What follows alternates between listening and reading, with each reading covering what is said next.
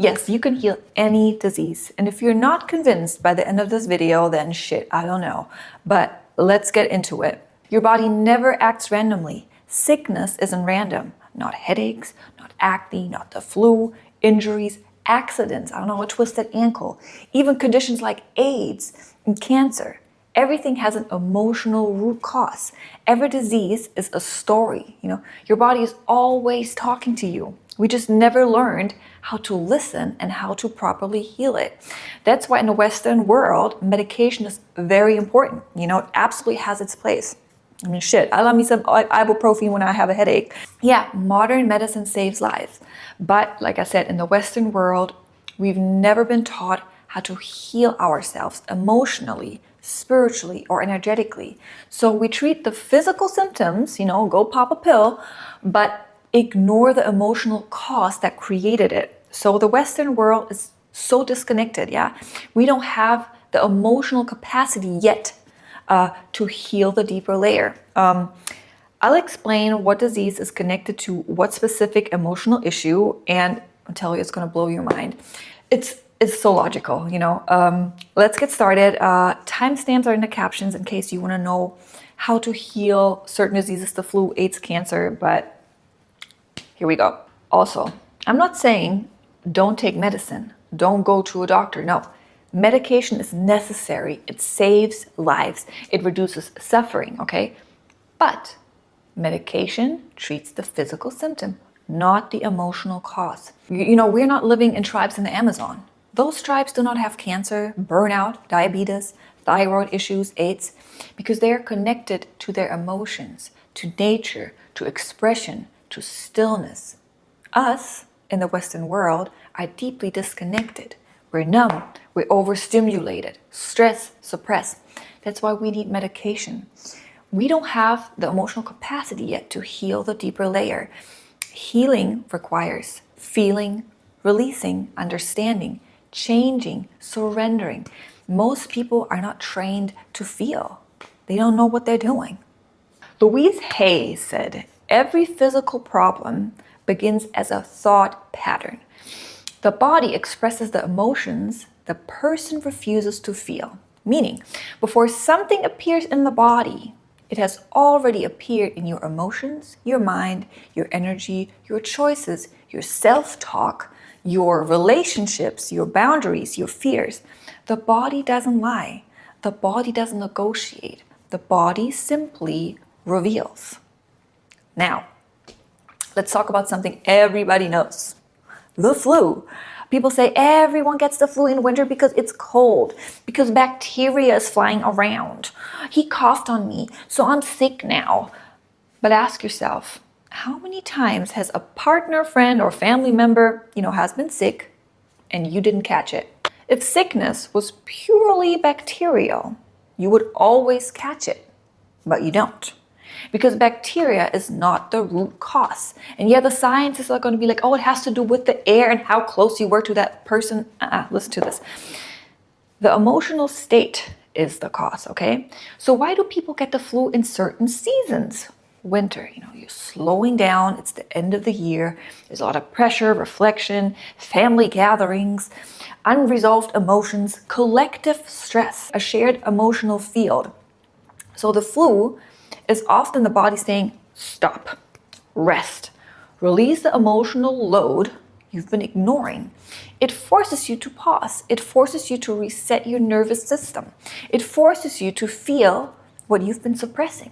The flu is a collective rest cycle, not a random virus attack. When you're with the family at the Christmas dinner arguing, everybody is emotionally loaded, and then all of a sudden everybody gets the flu. Energy latches on to others. If that person is sad, all of a sudden you're sad too. Now, AIDS, this is a big one. This disease is deeply tied to sexual guilt and shame, particularly around sexual expression. If you look at the historical context, this is so obvious. AIDS became a widespread issue during the 80s, which was a time when homosexuality was still largely shamed in many parts of the world. The period saw a lot of public stigma and fear surrounding sexual freedom, and especially around the LGBTQ community. The emotional energy connected to AIDS is rooted in the guilt and shame that individuals in the community were experiencing. So these emotions manifested in a form of a physical illness, AIDS. When you think about it, the emotional weight, that carried by this group, feeling unwanted, unworthy, dirty for expressing their sexuality, was not only suppressed, but had nowhere to go. So it showed up in their bodies in form of a devastating disease. And the historical context is key in understanding the connection. AIDS was not just a biological virus. It was a social and emotional manifestation of deep collective fear and shame about sexuality. And that fear and shame were often reinforced by society's judgment and rejection. All these gays, and still until today, you're gay, you put your dick into a butthole, like, that's horrible. Let people do their thing. They're not causing wars, they're not killing anybody. What the fuck is your problem? Another big one, cancer. Cancer is deeply connected to repressed anger, unprocessed grief, and emotional pain that was never spoken, never expressed, never released. It's the emotion you swallowed instead of saying out loud. It's, the heartbreak you never fully mourned. It's the betrayal you minimized. The grief you carried for years because you had to stay strong. Or the resentment you never allowed yourself to feel. Cancer is emotional baggage that has been stored and stored and stored until the body finally says, I cannot carry this anymore. When an emotion is not felt, and I mean the sensation in the body, it becomes a pattern. When a pattern is not healed, it becomes a belief. When a belief is not changed, it becomes a physical manifestation. And this is why so many of the nicest, sweetest, most selfless people get cancer. People always ask, why her? She's an angel. Why him? He's the kindest person I know. Because those people are often people who put everyone else first. They suppress their anger to keep the peace. People pleasers, yeah? They apologize for things that weren't even their fault. They don't want to be a burden. They're silent to avoid conflict. They keep the family together by sacrificing themselves. Like I said, people pleaser, and they don't even know it. They are emotionally generous, but at the cost of their own energy.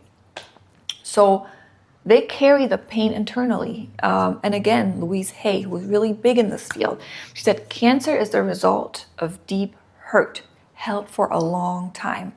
Resentment eats away at the body. Cancer appears where love has been blocked or withheld, especially from oneself.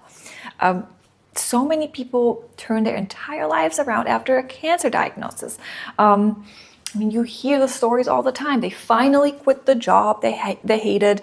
They left the toxic marriage. They started painting again. They opened their heart. They stopped saying yes to everything. They finally lived their truth. Why? Because cancer forces you into emotional honesty. It strips away the fake layers. It removes the masks. It pushes you to choose yourself for the first time in your life. People often say cancer was their wake-up call, their rebirth, their blessing in disguise. And of course, the experience is brutal. The treatment is difficult, yeah. The journey is painful, but healing becomes possible the moment you ask, what emotion have I been carrying for too long? What truth have I been suppressing? Where in my life did I stop choosing myself? Like I said, cancer is not a physical disease. It's an emotional signal that something in your life has been misaligned for a very long time. And once you bring awareness to that emotional root, once you feel it, the emotion, the sensation in your body, you get hot, you sit with it, you release it, you express it, the body can finally begin to heal from the inside out. Cancer is not a punishment. Cancer is not random. Cancer is a message. You deserve to live life your soul has been asking for. Now let's talk about accidents. Accidents are usually called random or bad luck, but emotionally they often show something else, not punishment, not blame. It's a message, like especially car accidents. A car symbolically represents direction, movement and control in life, you know. So when an accident happens, it can reflect inner conflict around where you're going, how fast you're moving, or whether that direction even feels right, you know. Imagine someone who is constantly rushing under pressure, pushing through exhaustion, saying yes when I want to say no. On the surface, you know, life looks fine, but underneath there's frustration, suppressed anger, or a deep sense of being out of control. The nervous system, again, the body, holds that tension. And sometimes the body creates a sudden stop, a violent interruption, not because the person wanted it, but because something inside couldn't keep going like that. Accidents can also reflect anger turned inward, you know, self-criticism, or feeling trapped in a situation you don't feel seen or heard in. This is not about guilt. It's about awareness. So after an accident, the real question isn't, why did this happen to me? Oh my God, it was random. But where in my life wasn't I listening to myself? When you look at it that way, accidents stop being meaningless and start becoming turning points. Moments that ask you to slow down, realign, you know, finally address what's been suppressing and what's been going on. People only call things random if they don't understand. Another example, headaches. When I get headaches, I used to think, oh, I'm dehydrated, I didn't sleep, I had my period.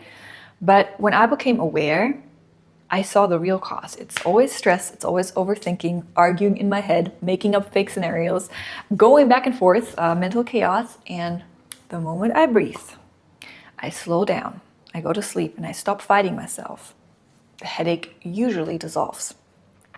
Yes, sometimes I take ibuprofen, I love it, but the emotional cause still needs attention. So, Another example is of a friend of mine who he twisted his left ankle, and he said, you know, I just stepped wrong while playing tennis. That's the superficial 3D explanation, yeah? The emotional explanation is here, left side, feminine energy, and he's hyper-masculine, you know, he's like, I need to hustle, I need to work, I need to make money, I need to push, grind, and if I don't make a certain amount of money, I have trouble with my mortgage, you know, I'll lose my house. He suppresses rest, softness, receiving, ease. His feminine energy snapped, you know, and that injury was his body saying, slow down, stop, breathe. You can't override me. Chill out. And this left ankle twist, I think he was out for 2 weeks, 3 weeks. But he keeps saying, oh, it's just because, you know, tennis and I jumped. Yeah, right. Your body only wants one thing, alignment, you know, body, mind, soul. Symptoms appear when you're doing something you do not want to do and you're not listening to your intuition. You avoid emotions. You know, I don't want to feel bad. I don't want to feel sad. It's uncomfortable. You ignore your needs. You keep pushing instead of resting. Your body doesn't punish you. It redirects you. Every symptom is a message. Now, how do we heal this? It's in the Western world, most people, like I said, they don't want to feel their emotions. They don't even know how to feel their emotions.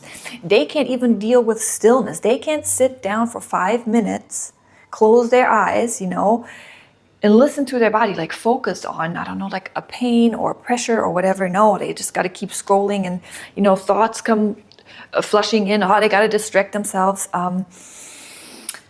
There's so many books out there. If you're called to do it, you are. And if you get this, you get it. And if you don't, you don't. Okay, and I'm going to make a very bold statement here.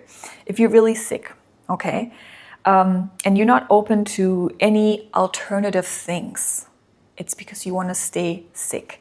Your soul wants to stay sick. I'm going to give you an example. Like people who have cancer, they go to the doctor and they get the treatment. The human that they are, they're like, oh yeah, I'm going to get the chemotherapy and I'm going to, you know, do all the treatments the doctor suggests. And they're completely against, like, for example, Reiki or, you know, somatic healing, emotional healing. That's because their soul doesn't want to heal. The soul wants to die. And those are two different things. The human, the person is like, yeah, of course I want to heal. But the soul is ready to go. If you believe and you are open to things, it's going to heal you. Reiki, somatic healing, is only going to work if you believe in it, if you give it a chance. But if you don't want to, you don't want to. Your soul wants to die. And yes, this is a very rough statement that a lot of people are going to disagree on, but it's because they're blocked in their way of thinking. They're not open-minded, and that's fine. It's not for them. They're not ready for it in this lifetime. And again, your body is your loudest spiritual teacher, yeah? The moment you stop fighting symptoms and start listening to them, everything changes.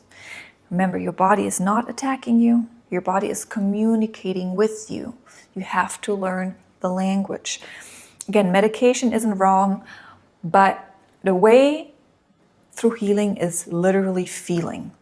Not just even understanding. Like, that's the first part to get into it. But you literally got to feel whatever emotions needs to be flushed out. And I mean the bodily sensation of an emotion. When I have pressure on my chest, it's usually sadness. And I really I focus on that pressure. Ooh, and it's like, it feels dark sometimes, it feels heavy, but then it dissolves. Sometimes just like that, like I feel it like moving into my stomach, and sometimes I gotta go poo-poo, but sometimes also like I cry. So there's so much to it. Also, there's 2 books I have to recommend. Everything I'm telling you, this knowledge has been out there. It's just been forgotten or looked down upon.